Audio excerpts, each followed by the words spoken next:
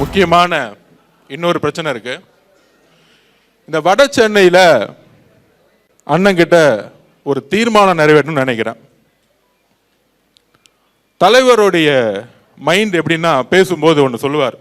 எப்பயாச்சும் கேட்போம், அண்ணா நீங்களாம் தொகுதின்னா எங்கன்னா நிற்பீங்க அப்படின்னு அண்ணன்ட்ட கேட்போம். அண்ணன் சொல்லுவார், எங்க வறுமை அதிகமா இருக்கோ, எங்க ஏழ்மை அதிகமா இருக்கோ, எங்க இளைஞர்களுக்கு வேலை கிடைக்கலையோ, எங்க பெண்கள் படிக்க முடியலையோ, எந்த இடத்துல சேரிகள் அதிகமா இருக்கோ, எந்த இடத்துல குடிப்பழக்கமும் ட்ரக்ஸும் அதிகமா இருக்கோ, எந்த இடத்தில் வளர்ச்சி இல்லையோ, அந்த இடத்துல நான் உறுப்பினராகி அந்த இடத்தை ஒரு சிங்கப்பூர் மாதிரி மாத்தணும்னு சொல்லுவார். அப்ப இந்த சென்னையில் அதிகமான வறுமை வட சென்னையில் இருக்கு. ஏன் இருக்கு? சென்னைனாலே வட சென்னையில் ரவுடிசம் யாரால உருவாக்கப்பட்டது? திமுகனால தன்னுடைய தேர்தல் வேலைகளுக்காக அதை உருவாக்கினார்கள்.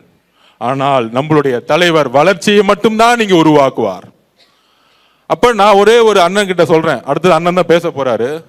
நான் தீர்மானம் நிறைவேற்றலாம், அவர் இந்த தீர்மானத்தை வழிமொழிவார்னு நினைக்கிறேன். உங்க முன்னாடி சிவா அண்ணன் முன்னாடியும் நான் கேட்டுக்கிறேன்,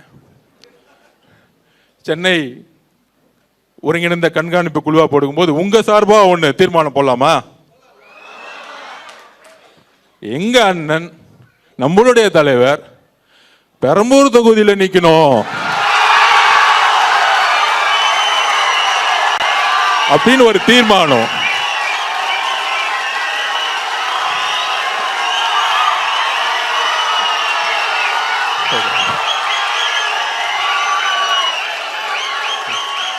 அதே மாதிரி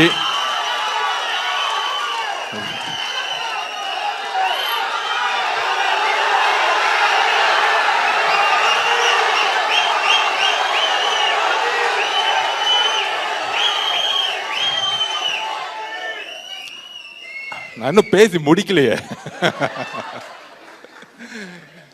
அதே மாதிரி நம்ம அண்ணன் நம்ம தலைவர் கொளத்தூர் தொகுதியிலே நிக்கணும்னு நம்ம நினைக்கிறோம். ஆர்கே நகர்ல நிக்கணும்னு நினைக்கிறோம். அந்த மாதிரி வட சென்னையில எனக்கு தெரியும் அவர் மைண்ட் வட சென்னையில எங்கேயோ ஒரு இடத்துல இருக்கும். ஏன்னா இந்த 50-60 வருஷமா இந்த வட சென்னையை ஒதுக்கி ஒதுக்கி ஒதுக்கி இந்த திமுக செய்த சூழ்ச்சியை தூக்கி எறியக்கூடிய ஒரே தலைவர் நம்ம மட்டும்தான்.